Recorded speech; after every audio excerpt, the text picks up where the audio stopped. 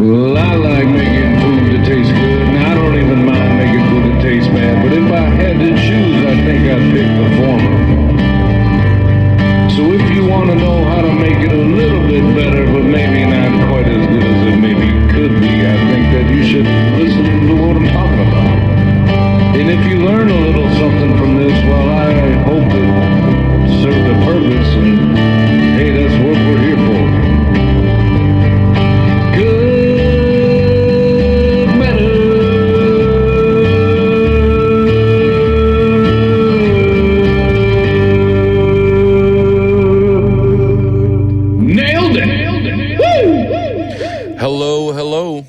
And welcome to the Cook Better podcast.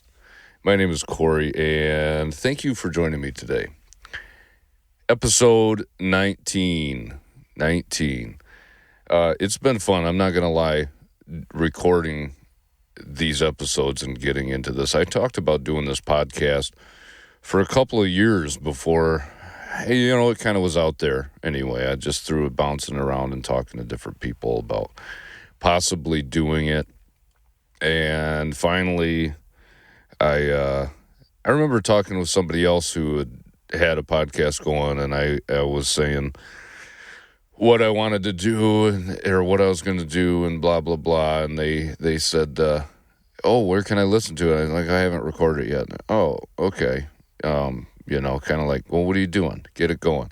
And so I don't know why I bring that up, but I just wanted to say thank you again to those that are listening, and I hope that you are enjoying it so far. I'm having a good time doing it. I'm not gonna lie to you. I got to make myself. I got to get these episodes out. Got to get them recorded, get them moving. But it's been fun. I hope you had a good week. I got to tell you, it's been the weather's been turning. Had some warm days this week, and spring is in full swing, and it's been awesome to be able to be outside doing a little bit more rather than just sitting in the house all cooped up, getting anxious. Now the sun's finally shining and days are getting longer, and it's a beautiful thing. And I don't know. I think it's just an exciting time when you finally get that spring comes into play. I don't know about you, but the wintertime, I always think like how I forget what they call it, that you just get kind of down in the winter. It's all gray and just, cold. And I never think that really affects me very much until you start getting that spring hits and it's all of a sudden just a little bit of excitement. I need to clean out my garage. I know that. That's one of the things that I got to look forward to. But other than that, it's just a time to get after things and get some stuff done after being cooped up for a while. And I am looking forward to it. I'm looking forward to getting some stuff done. Other than that, I don't have anything real exciting going on. I got to tell you, I've been in more of an office position or a management position, I would say, at work. And I mentioned before, I'm in construction. And I worked for many years in the field. It was probably about 16 years out on the job site every day with my tools on. In the last couple years, I've been, like I said, more management position. And we had a situation come up where the last 2 weeks, honestly, I have had my tools back on. And I have been sore. I'll say that. I've been sore. I knew I was out of, you do something, you're getting older, whatever, you're getting a little bit out of shape.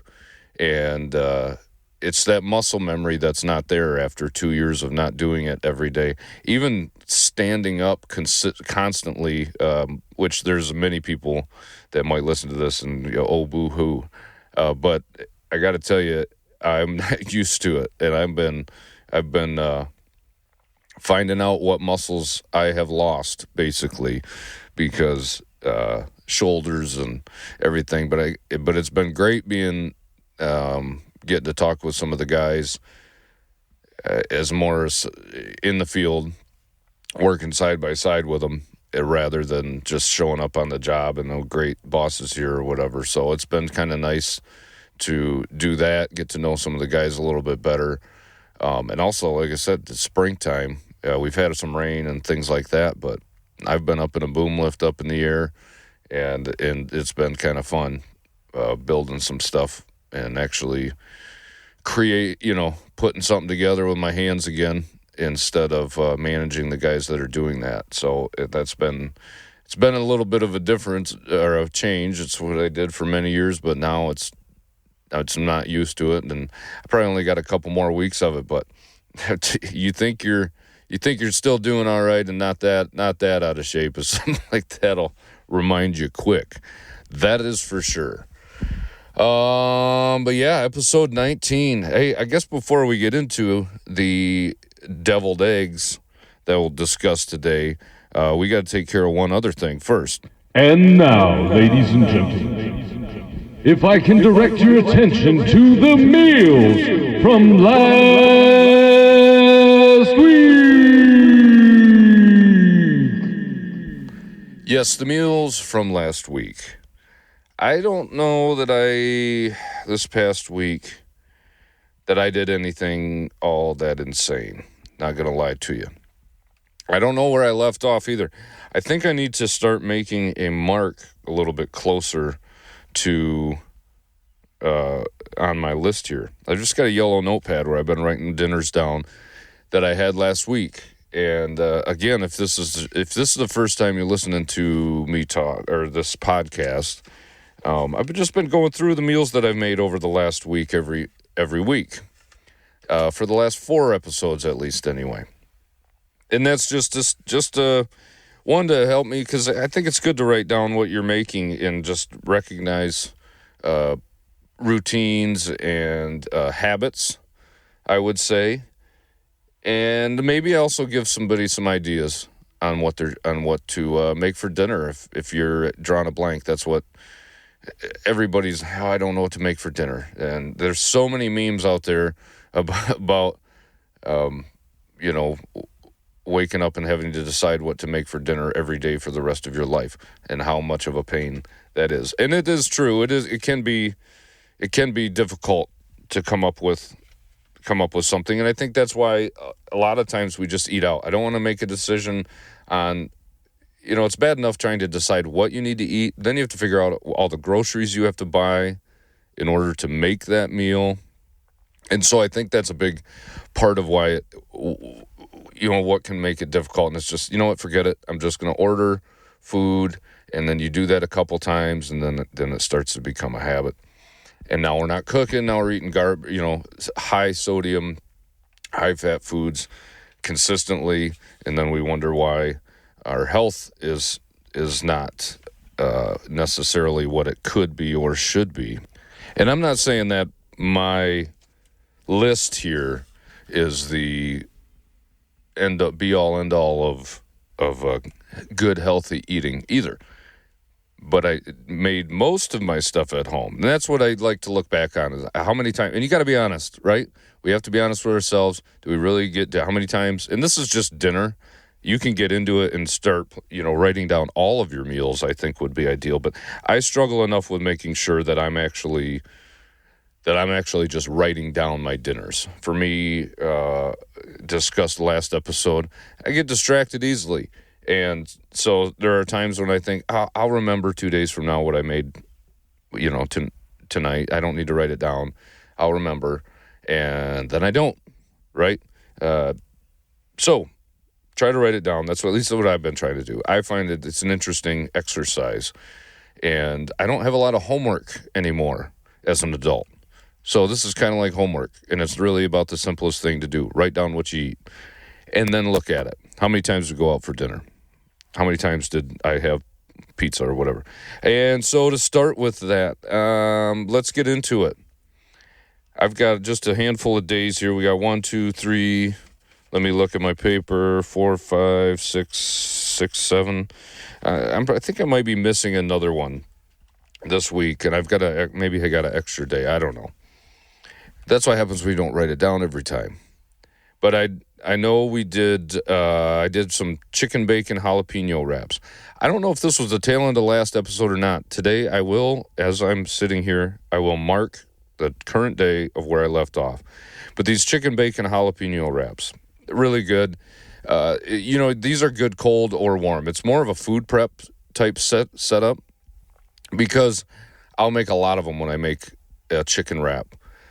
And they're really good to have in my lunch at work. And they're good cold or warm. I like to do chicken breast if I'm making a wrap like this. And I'll roast it in the oven or, bake it in the oven, however you want to say it. And I always do it the same way or often do it the same way. I take a chicken breast, I pull it out of the package, and I'll do salt, pepper, garlic on both sides generously. And then I will take my cast iron pan, I've preheated the oven to 425. I'll take the cast iron pan, I'll put a couple tablespoons, a couple pads of butter. Basically, however many pieces of chicken I'll do, I'll use the butter for that. There is how many tablespoons, yes, of butter that I'll use. And I'll just put a pad of butter under each chicken breast. And then I don't sear it first. It does get a nice crust on it because I don't flip the chicken. I don't move the chicken. And with a cast iron pan, that pan gets so hot that you get a sear on the underside, and then when you're roasting in the oven, it also browns on the top. And at 425, it seems to be a pretty good temperature. I've done it, if you do it at 350, it takes a long time, and I've had the chicken get pretty dry doing it that way. 425 is relatively hot, and so it does cook quickly, but it also is kind of hot enough where you do get a crust. At 300 or at 350, you're not getting that browning on the top, or if you do, by the time you get it, the chicken is just bone dry, at least in my experience. So 425 is what I like to do. It takes about 20 minutes or so, depending on the thickness of your chicken breast. Again, I've been trying to buy, I've been trying to buy my chicken from a local place, a little more reasonable chicken breast size. They're not 2 inches thick. If you do get your chicken from somewhere, a grocery store and your breasts are 2 inches thick, take a knife and just kind of cut them in half to try to get an inch or 3/4 of an inch would be my recommendation for that. Otherwise, because you want the chicken breast, the big thing is you want it to be the thickness to be the same, as close as you can get it anyway, all the way through, so that you're not ending up with a dry area or an area that's undercooked. That's definitely something we don't want with chicken. And that's, butterflying it. Butterflying the chicken breast is what that's called. You just kind of cut it in half, almost all the way through, leave the last little bit, and kind of flip it open like a book. And that's what, just to achieve that even thickness. But either way, then obviously it's a chicken bacon jalapeno wrap that kind of gives you the description of what's in there. What's not in that name, other than the jalapeno, is I'll put some Oaxacan cheese. I really like that, or some Colby Jack. And then whatever vegetables you got, I put jalapeno in there, but I've also been buying the mini peppers. I don't know what kind of peppers they are. They're a very mild pepper, and they come in a bag. They're like 3 different colors, or you can get them, or they're not necessarily in a bag, but a lot of times they are at the grocery stores around us. But they're just little peppers, and they've got a mildness similar to a bell pepper. And what I like about them is that there's not a ton of seeds on the inside. They're very easy. You just kind of slice them up and put them in whatever you're making, and they taste really good. And they look good too. You got red, orange, and yellow, and not that color makes everything, but when you bite into something or you eat in something, presentation is nice to have something that looks good. And then I put cilantro in there, and then I used to do a ranch. It'd be like a chicken bacon ranch wrap. A lot of restaurants have something similar to that, or called exactly that. And they might do a fried chicken or whatever, but when you roast the chicken, it's a little bit better than deep frying it. Obviously, it's going to be a little bit better for you. Now, I mentioned that I set it on some butter. You got to have something to lubricate or keep that pan, nonstick or whatever. I prefer butter with that, especially getting to higher heat, vegetable oil or something. An oil in that application for me is just not the flavor I'm going for. I like the flavor of butter. And if I got 3 tablespoons of butter and that's it, and like I said, it's on the bottom, and I just roast it till it's done. Very good flavor. Salt, pepper, garlic. Maybe throw some paprika in there. Maybe depending on what flavor you're going for. I did find a Kinder's I tried. I don't like I've mentioned in previous episodes. I don't love using pre-mixed seasonings. I just like to usually do it on my own. But I did get a Kinder's roasted chicken seasoning and sprinkled that on. It was really good. What I do like about the Kinder's seasoning, and I've been told, I honestly haven't bought much of the Dan-O's seasoning because they're very expensive. My brother gifted me a Chipotle seasoning of Dan-O's that is really good. But Kinder's too, at least this roast chicken one, I was very surprised and pleasantly surprised when I tried it. It wasn't any seasoning I'll take and dump a little bit into my hand and try it. And there's a lot of seasonings have a ton of sodium in them.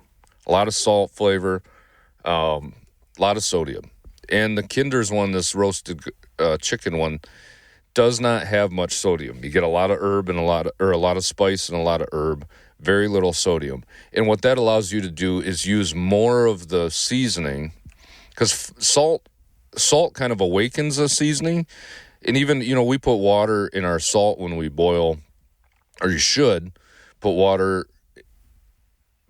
in your salt. How about you put the salt in the water when you're making pasta to season the water? I mean, and then you put your pasta in there, and that salt just, something in it, it's a beautiful thing and magical thing that it awakens a flavor, even in something that you wouldn't think has flavor. Now, we're not awakening flavor in water, but when that salt comes in contact with the pasta, obviously it just accentuates the flavor. And salt I love putting flake salt or a sea salt on the top of a chocolate chip cookie. I don't make them often, but when I do, I always put salt on the top, because you think it's salt on a sweet good. Maybe, you've done it and you know why you would do that, but it just intensifies that flavor. So when you do that with a spice mix, it makes that flavor bright and salty, but salty tends to be the overpowering, this salty is in my mind, salty is a flavor. And if you use a lot of any season, like I love Tony Chachere's, the Creole seasoning, it has got to be one of my favorites, but you can't use a ton of it, because as far as if you're sprinkling it on something that you're going to eat, or even something that you're going to cook, because there's a lot of sodium in there. I love the seasoning and I use it all the time, that one in particular, but it is very salty. So you got to use it kind of sparingly. But like this roasted chicken one from Kinder's, you can dump a ton on there, and that just, you get the flavor from the herbs, and then I had to add some salt to it, because it honestly didn't have, I don't even know if there is much salt in that bottle, because it just needed some salt. And then I did some black pepper with that. But anyway, give it a try. I don't recommend pre-mixed stuff very often. I just prefer to mix it myself and make my own, but I had tried this one and it was really good. But it did need some salt added, which is very surprising to me, just that you'd have to do that. Anyway, that's one meal. Let's keep moving here. I ordered some pizza. If you know me, if you've listened to me before, you know that pizza is my fast food of choice. I don't do McDonald's or anything very often. It's usually pizza if I'm doing something like that, and that is what we did. We got some pizza. So I got a BLT pizza and a ham and green pepper pizza. My wife loves ham and green pepper. I like something different, kind of off the wall. I love it. I love a basic traditional pizza. I love a margarita pizza. I like just a pepperoni pizza. But we got a BLT pizza. My daughter wanted that, and I said, "Yep, I'm all in on that." And it was really good. We got it from Jet's Pizza. That was that the meal. That was that must have been Saturday, because then I skimmed right over it. I wasn't even thinking Sunday was Easter, right? And I hope you had a good Easter. I had a busy Easter, very busy. I play music and sing at the church that I go to. So it was a long morning. We were at church, and thankfully our church has been experiencing some growth. We just had to put an addition on the church just to accommodate the amount of people that have been coming, and which is awesome. It is a very good problem to have, and I'm not complaining in any way, but I was up at had to be up at church at 5:30 on Easter morning. We had 4 services, 7, 8, 9:30, and 11, I believe, something like that. And sorry, I've got something in my eye here at the moment. I got eyelash. That's helpful. But it was awesome. It was awesome to see a lot of people, a lot of families come out. And Easter is one of those holidays where a lot of people that normally wouldn't come to a church are visiting family and coming out. So it was really cool, and it was a powerful morning. But per typical holiday situation, we got together. Now, it was a weird thing. Normally when we get together with family of any kind, we got together with my family and my wife's family. Saw both. I didn't bring any food anywhere, which was very nice that everybody said, don't worry about it. You got a busy morning anyway. My wife works at our church, and so she was busy all day too. My parents had taken our kids the night before, which was nice, overnight, which they had fun doing that. But I didn't make any food. And I had called and asked, what can I bring to my family side for lunch? And anytime we get together, we always have so much food, because my whole family likes to cook. And my sister-in-law said it best as we're sitting down at the table, and she's like, "Man, something along." I didn't, not a direct quote, but she said something along the lines of, "Man, I'm glad," or "I don't know what you do if you had get-togethers with a family who weren't good or didn't like to cook or weren't good cooks," or something like that, or something along the lines of everything that was made for that meal was good and was really good. There's a lot of flavor. It's just done well. My brother Nate had made some smoked ham. He's very much into using the smoker, uses it a lot. It was fantastic. Made some smoked ham. His wife made some sourdough bread that, honestly, I could have just had that for lunch. She made a jalapeno cheddar sourdough bread, and it was fantastic. And I've said before that I've had breads that I bought from the market or whatever that are sourdough, because I don't make sourdough. It's just one thing I haven't gotten into yet. I'll do a Dutch oven bread, or a yeast bread, basically. But they had a lot of jalapeno, a lot of cheddar all throughout the bread.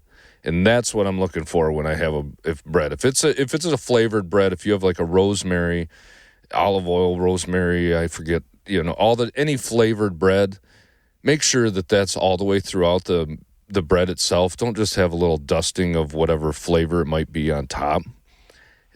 Then it's just, it's not whatever. That's not the case with this. She had a plain bread too, sourdough bread. I don't know what you call plain sourdough loaf. I didn't try that one because I did have 2 or 3 pieces of this jalapeno cheddar, though, and it was absolutely fantastic. Lots of flavor, lots of jalapenos, lots of cheddar, just like it should be. Excuse me. Take a drink real quick. And what else do we have? I don't know who made the carrots. There were some carrots. I think they had parsley in them. There were a glaze. I've made carrots before that are just like a brown sugar and butter glaze over them. Those are good, but they're not. They can be very sweet, and these ones had a hint of sweetness, but a little bit of savoriness too because of the herbs that were in there. I've never put really a lot of herb on top of the carrots, and I think this had that similar glaze of a butter, maybe a little bit of brown sugar or honey. It could be. And then I think it was parsley that was on there. It was very good. Or maybe it was just some of the greens from the tops of the carrots. If you buy, maybe not. I think it was parsley, but you could do some of just the greens from the stems, or I don't know if it's what you call the part that sticks out of the ground on a carrot. But you could cut up some of that, maybe, and some parsley and try that. I don't know. But the carrots were really good. And my brother had made Luke had made, I think, made a green bean casserole. Green bean casserole is always good with the French fried onions on top. That's kind of a staple in the Midwest. If you're not from the Midwest, it's probably, I don't know. I've seen videos of people that see, what in the world are you doing? But I'm telling you, it's really good. And it's kind of traditional, almost every holiday, Thanksgiving especially. You bring green bean casserole. Somebody's got to bring that. Luke's wife made a fantastic cake. At least I assume I didn't. I had a small bite. I filled up on the bread and the ham. I missed the glaze. My brother Nate he had a smoked, like a glaze in a bowl with a spoon to just drizzle over, I don't know if it was a honey glaze or whatever, but it was smoked flavor in it too from smoking, and I totally missed out.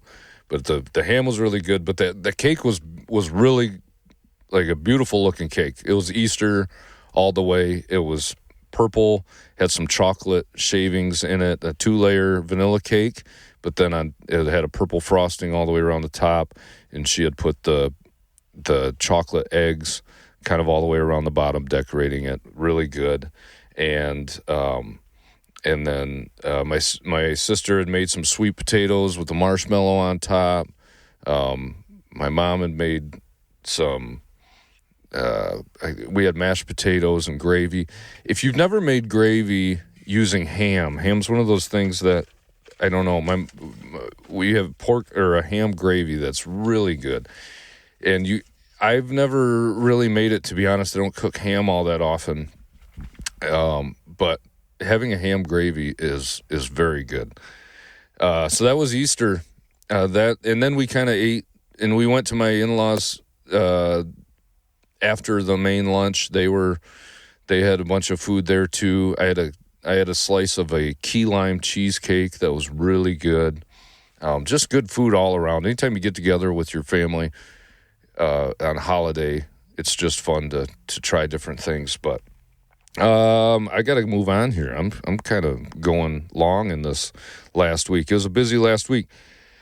Then the next night, Monday night, I made a chicken breast with a cream sauce. I did a similar to the Dijon cream sauce that I made before. This I didn't have. That's what my goal. That's what I was going to do. Open up the refrigerator after kind of getting ready and prepping, and I realized that I did not have any Dijon mustard. So it was just more of a standard cream sauce, or what I think would be a standard cream sauce. Again, I'll try to move quick here. But what I did is this time I took a cast iron pan and I seared the chicken breast. After taking the chicken breast out, salt, pepper, garlic on the top, and top and both sides. Then I seared the chicken in the cast iron pan. A little bit of butter in the bottom of the pan, get the pan hot. Sear the chicken. And then take the chicken out after I've seared both sides. Got a little browning on both sides. Now we've got a little bit of chicken flavor in that pan. A little bit of butter still. And now I put in some onion, get that softening up, and garlic. I had mushrooms, so I cut up some mushrooms as well, put those in there, get those soft, get the onions translucent, get the mushrooms, get some of that moisture out. Excuse me. And then so I had onion, garlic, and mushroom. Get that going. Once I get that softened up a little bit, I took it out. And then, what happened?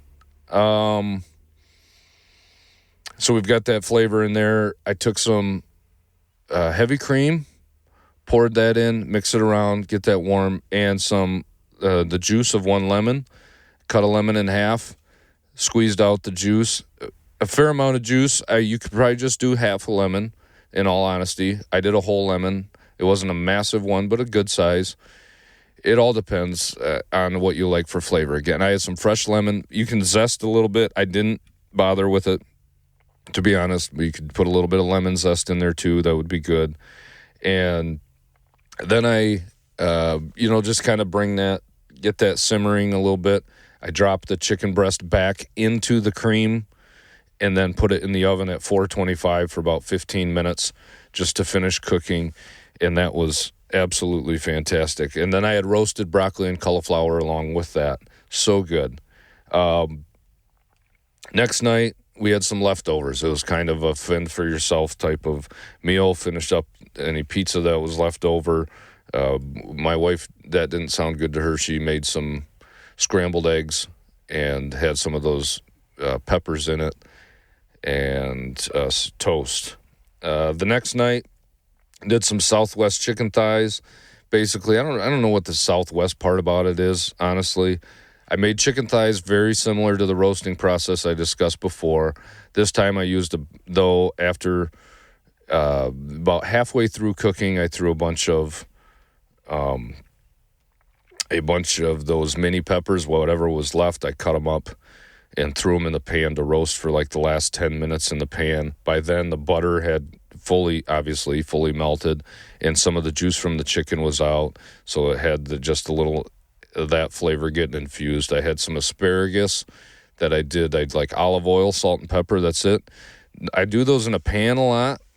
Sometimes it can get a little oily or whatever, so I have been roasting vegetables a little bit more, and that's what I did with this. I roasted them, and then I made some rice and beans. Now, making a Southwest rice, I've talked before on the rice episode, and I'll just go over it real quick if you haven't listened to that, but I strain the rice in water, drain it, rinse the rice, get rid of some of that starch, rinse it till the water runs clear. I let that sit while I'm prepping my food, cutting up onion and garlic, and then I put a little bit of oil and like a tablespoon of butter in the bottom of a pan that I'm going to cook the rice in. Get that heated up, put the onions and garlic in there until they're real soft. I kind of want the onions to almost disappear in the rice dish. You'll still see them, but I kind of want them to just kind of flavor to be there, not necessarily. I don't want crunchy bits of onion in my rice. So I want it to almost disappear, and I don't want my kids whining about onion being in there. They like the flavor of it, whether they know it or not. They just don't want to know that they're eating actual onion half the time. So I'll put that, get that nice and soft, and then put spices in there if you want to do some spices. All I added, and then salt. You definitely need some salt as soon as you put the onion and the garlic in there in the oil and butter. And then I put in some cayenne pepper, a little bit of cayenne pepper and cumin. And that was kind of it for that. Once that spices hit that hot oil, after a few seconds, you start to smell it. Mix that around, and you're smelling that flavor from the spices starting to cook in or get infused into that fat and everything. Mix that all around. Then I take the dried rice and put that in that oil mixture and onion and garlic, and mix it around and kind of let it sit and kind of cook the rice a little bit, almost toast some of the grains of rice. I don't want hard chunks of it, but you want it toasted. We're talking a medium low heat, and then it just kind of cooks them up or coats all the rice grains with the fat. And while that's kind of toasting or warming up, so to speak, I get some water out, and I'll take or chicken stock. If you have chicken stock, do that.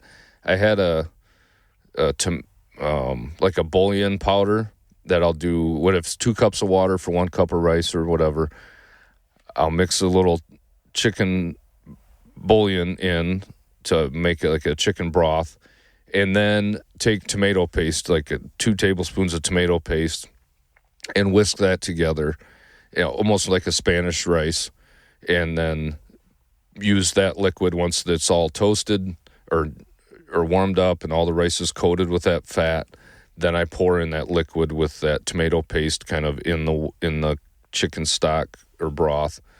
Infuse that flavor by dumping that in there. Bring it to a simmer, cover, boom, your rice is done. I had cooked some black beans separate in a different pan. Basically, once the rice was done, I dumped the black beans into the rice and mixed them up. And that way the rice was all cooked and didn't have the beans sitting in there while it was cooking. It's just the way I did it, and mix them in after they're both cooked and combine them that way. Very good meal. I didn't use any cheese. I'm proud of myself with that. Didn't put cheese over top of the chicken. Sometimes I'll do that. Not this time. I kept it a little more healthy. And then, I guess, then the last thing was tuna fish sandwich. Tuna fish is one of those that I like every once in a while. It's not something I have all the time. Very good sandwich, though. I found a Sara Lee Artisanal loaf sandwich bread from the grocery store. I've mentioned before I have that Yuka app. I don't use it all the time, but every once in a while I'll check it out. And especially with something like sandwich bread that you buy from the grocery store, there are a lot of really bad choices with a ton of preservatives in them. And if I remember correctly, this one, I can't think, the white, it's a Sara Lee Artisanal, or it's not artisan bread. They did some sort of goofy play or whatever. They changed the word a little bit. But as far as a white sandwich bread, I scanned a couple different breads, and they're, nope, not good. Out of 100, they were like 39 out of 100 because of the amount of sugar in them or the preservatives that are in them or whatever. And then I looked in this, it recommended this Sara Lee bread, and it was ranked at like a 97 out of 100 or 96 out of 100, which is very surprising to me. I couldn't believe that there's a grocery sandwich bread, especially a big name like Sara Lee. You would think that they wouldn't have anything that would be, anywhere near that. But that was ranked, so I got that, and it was very good bread. The tuna fish, I used just canned tuna fish. I do a little mayonnaise, a little mustard over in a bowl with the can of tuna fish. I had some like gherkin dill pickles. I sliced up dill pickles really finely, almost make just chopped up dill pickle, similar to a relish, but it's just the pickle, no other stuff in it. And then I took some dill, herb, dill, whatever, and put a little extra dill in with the mix, a little crushed red pepper flake, and then I had some cheese on top. Might be missing something. The tuna fish, when I'm making for a sandwich, is one of those things where I'll just stand at the row of spices and herbs or in my kitchen and just grab whatever sounds good. But it was a really good sandwich. That extra dill, using the dill herb and the dill pickle, but that herb made a big difference for just a little bit of extra punch of that dill flavor, and maybe a little black pepper, and that red pepper too was a great combination. That's what I had last week. Now I'm finally through that, and we can get on. This segment probably shouldn't take 25 minutes. It did. I'm sorry. It was a busy week. But we got to get into the deviled eggs. Deviled eggs are one of those things that I don't think about all that often, which is a shame. When somebody, what's your favorite way to have eggs? And I think, I love a poached egg. I like, an omelet, or what we always think of breakfast food. I always think of breakfast foods or something like that. Hard-boiled egg. I'll even go as far as a hard-boiled egg, but I rarely think of, you can just make deviled eggs at home for no special occasion. You don't have to have a holiday get-together or a barbecue or a whatever excuse to have deviled eggs. That's crazy to me. I never think about that. That's like when you're an adult, you can just go buy a cake or make a cake for no reason other than you want to have cake. You don't need a birthday or an anniversary or whatever. You can just have cake. And the same goes for deviled eggs. You can just make it for no reason other than you want to have something that tastes really good. I love deviled eggs. And more and often than not, when I make them, it is for a get-together of some kind. And that's not something that's 100% necessary. Just throwing that out there. You can just do this anytime. You can have it for a Tuesday night dinner. I don't know if you want to make a dinner. I could make a dinner of just deviled eggs. Because they're one of those things where I'm not going to make, 6-egg omelet and eat that. And I'm not going to eat 6 hard-boiled eggs. But I could probably easily eat 6 eggs if you do them in the deviled egg style. And I immediately go to something when I think of deviled eggs. I start with just the basic mixture. And to me, that's you have your egg yolk, a little mayonnaise, a little mustard, maybe some salt and pepper. And honestly, I think that's kind of just basic baseline start to that. Now, to get to that point, if you've never made them before, you have to boil eggs. You have to make hard-boiled eggs first. And I try not to, I always try to get the eggs to be the right consistency. If you overcook an egg when you're hard-boiling an egg, it gets a little green-gray around the yolk. That kind of disappears when you mix in the mayonnaise and the mustard and whatever else you might be mixing in there. So it's not super critical. And I don't know, but technically, you want a bright yellow yolk. It does help so much if you get the eggs from a farm, a local farm, from chickens that are out eating and foraging in the wild, quote unquote. You'll notice the difference. You should try to use I try to use these eggs for any cooking I do. It's better with baking. All around, you look at a store-bought egg. I've got a picture. I got eggs from my sister has chickens. I got eggs from her, and then I had a store-bought eggs because we do buy eggs from the store still, a grocery store, every once in a while. I try to get the, all the buzzwords, the organic, free range. There's way more grass-fed, maybe. I don't know if grass-fed is a chicken thing. They eat bugs and stuff, should be eating bugs, and they're great for getting rid of ticks and mosquitoes and all that, but grass-fed might just be beef or lamb or whatever. But I try to get the cage-free, that's one. Lived its best life, had massages, I don't know, whatever else they throw on the box. But when I do get from a Walmart or something like that, I try to buy those. Usually maybe $1 more, sometimes not even that much. But just to encourage, if the practice isn't what it seems like it should be, I think free range just technically means they have to have access to a door or access to the outside. In these huge chicken farms, if you've ever watched any of the documentaries or whatever, there's thousands of chickens packed in, and there might be a door at the far end, but a chicken couldn't get to that door even if it wanted to, typically. And why would it want to go out there when they have all this grain, food, whatever?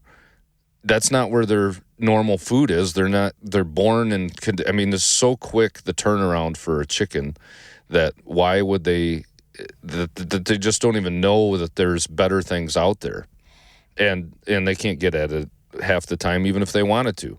So getting your eggs from somebody, a stand on the side of the road, go with that. But I say all that to, you put a side-by-side chicken that somebody's got from a stand on the side of the road or whatever.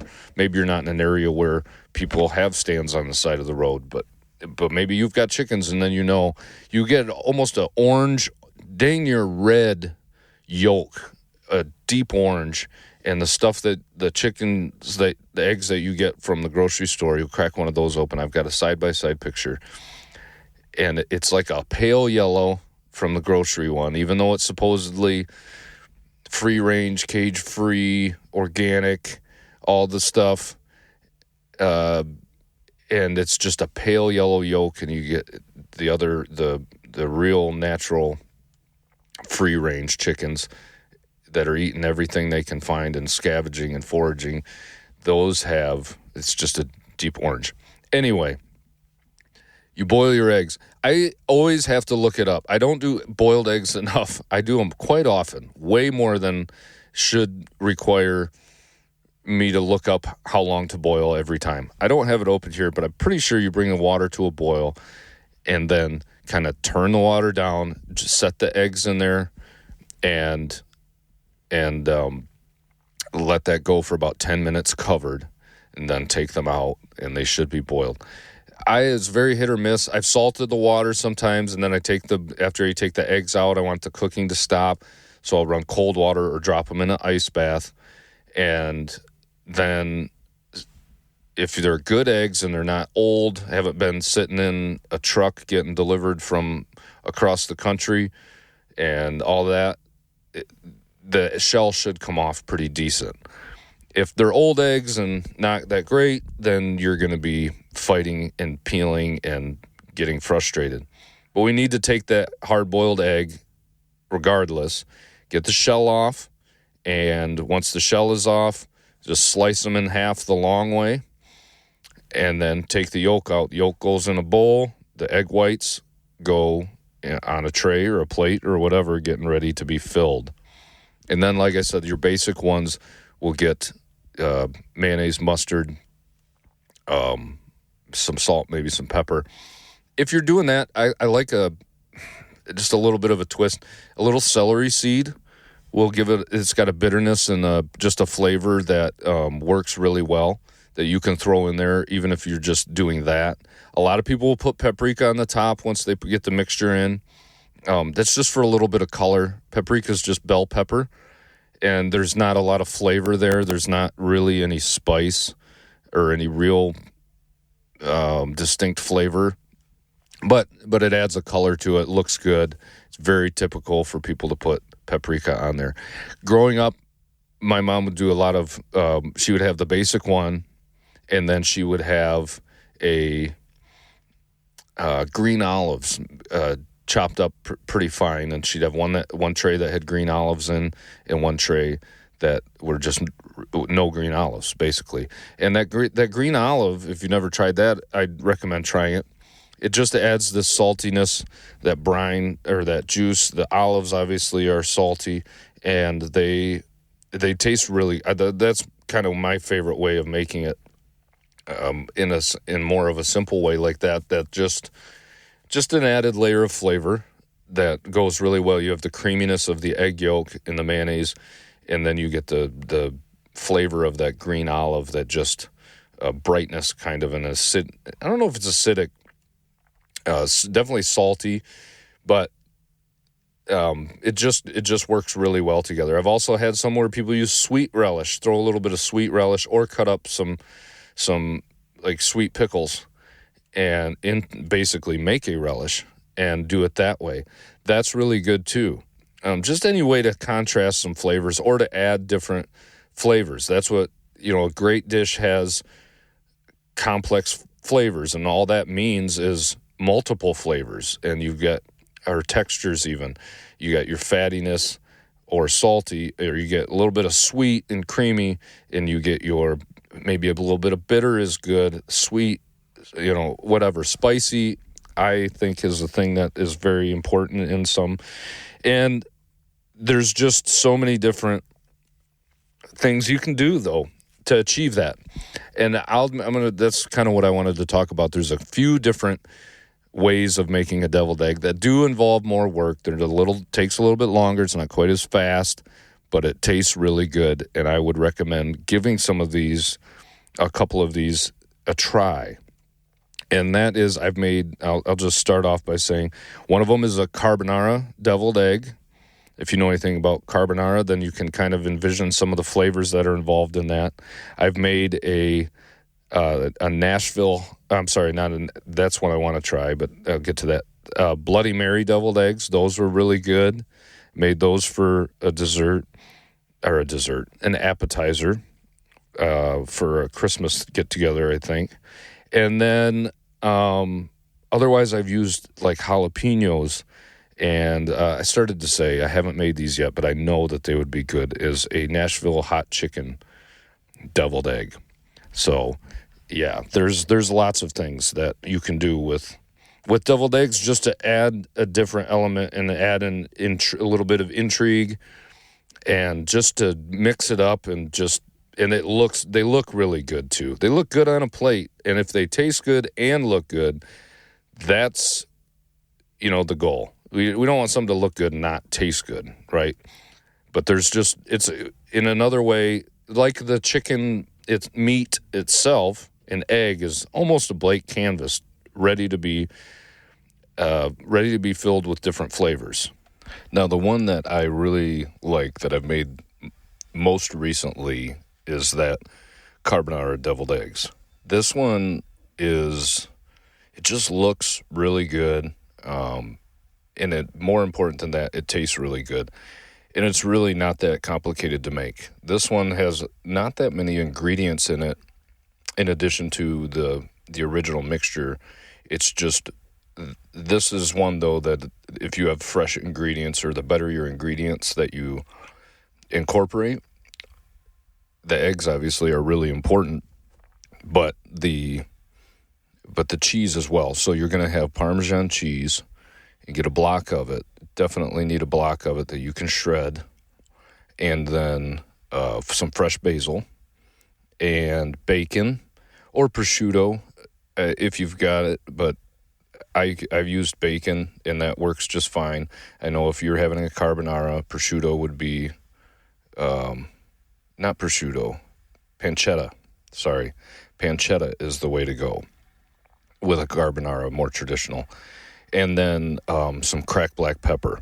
Now, if you can, you could swap out that pancetta for bacon.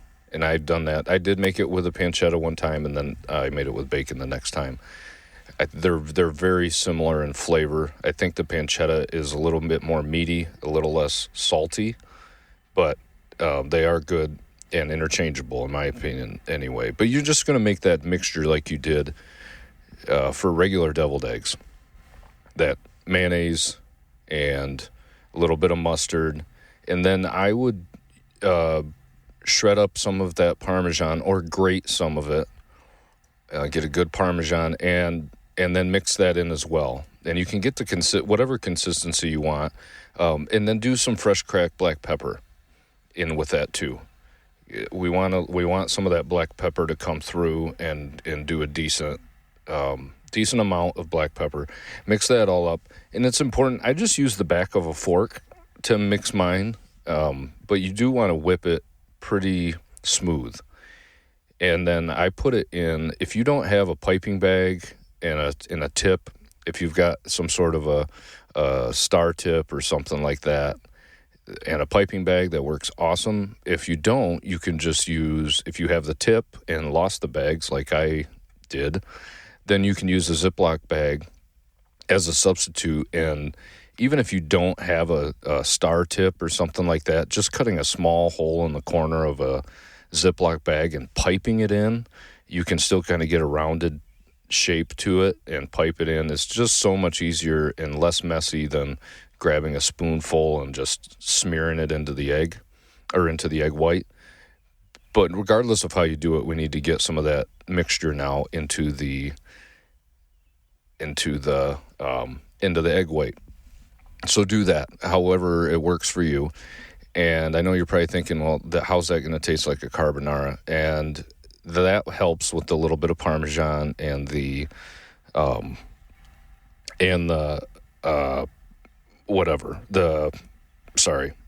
blanking here, the black pepper. But in this one, you need a little bit of white vinegar, just a splash, like a teaspoon of white vinegar in there. In that mixture, just a little acidity from the vinegar really does help and make a difference, and that honestly works well in any deviled egg mixture. Even if you don't use the mustard and replace the mustard with the white vinegar. It has a good flavor. You do need the mayonnaise, though. So we've mixed up our egg yolks, the mayonnaise, the white vinegar, maybe a little mustard, black pepper, and Parmesan. Pipe that into some way, get that into that egg white, and then we're basically just topping it. And if you've make bacon or pancetta, whatever, fry it in the pan and take it out. It's cooled. You don't want it hot and dump it on or set it on the egg, because now we're going to get some cooked egg. But just put that, let it cool, and cut it into very, very, very small pieces. You could do a large piece, but I'd probably cut it into, like, almost mince the bacon or pancetta into small chunks. And then we're going to sprinkle a little bit of that on top. And then take your basil leaves, your fresh basil leaves, and roll them like you're making a little cylinder, and then cut them into like thin strips. And that's called a chiffonade. And that's, you can cut it even a little bit on the bias if you want to kind of make it curl a little bit more sideways. You'll end up with little strips of basil, and that we'll put on top. And what really makes it look nice, and so you've got the white egg, the egg whites are white. You've got the yellow yolk, and then you have the little bit of black pepper in there, and you have green basil and that pinkish brown pancetta. And then what really does a number, you take some of that Parmesan, shred that into just, however much, like a cup of Parmesan, shred that, and sprinkle it on a pan with parchment paper, or if you have one of those silicone mats, it'll work as well, that go on a baking sheet, and just put it in the oven at like 400 until it gets crispy. I overcooked some of it one time because they got hot spots and I didn't have a very even layer, but make it so all the cheese is touching each other, the shreds of cheese, and then put that in, and it basically forms a Parmesan cheese cracker. And then you just take that and break little chunks off and stick it vertical into that egg, and that's it. But it just looks really pretty. That ends up being like an orange color. So you've got your green and orange and brown and yellow and white, and it's just a good looking deviled egg. But more importantly than that, it's a very tasty deviled egg. And I've made that a couple of times. It's always been a big hit. I could eat a dozen of those on my own, no problem. And so give that a try. And the other one that I've made is a Bloody Mary deviled egg. This one was a little bit more work, but again, you're kind of, if you're going to make deviled eggs, the bulk of the work is done by making that mixture. So it's really not that big of a deal. If you think of Bloody Mary, you think of maybe celery stalk, that spicy or tomato flavor, and if I don't have Bloody Marys very often, but if I do, I want something spicy, and so you've got that in there, and that's kind of the flavors you put into a Bloody Mary deviled egg, is those flavors, obviously. But you can mix a little bit of tomato paste in with that egg mixture, so you have your egg yolk, you do some mayonnaise, a little bit of hot sauce. I prefer the hot sauce. You don't have to put hot sauce. Maybe a little bit of horseradish if you've got it. That's pretty typical for some Bloody Marys. And you can do a little bit of tomato paste as well. And now you can think about it. Your yolk mixture is going to be getting this reddish orange tint to it. And then to loosen it up, if you need to, you do a little bit of lemon juice in there with that, and that'll help loosen it up. So that's your mixture.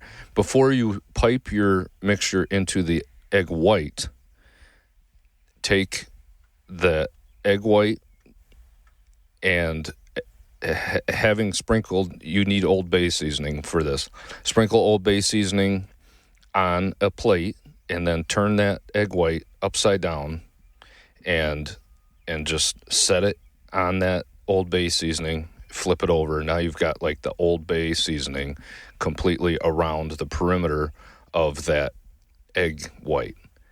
Pipe in your center mixture, and then you're kind of ready to top it. So then I would take some small dill pickles and slice them up. And once you slice those up, sorry about that, slice those up, stick them in there, and then take a celery leaf and put, kind of stab it in the top of it. If you look this up on Pinterest, a Bloody Mary deviled egg, you'll see exactly what I'm talking about. I made this and it turned out exactly like the picture. The flavors are great. They're really good, and it just goes well with the egg. So I would recommend trying that as well if you've never had one. Just a good thing. Maybe some celery seed again too, in with that egg mixture or with the yolk mixture.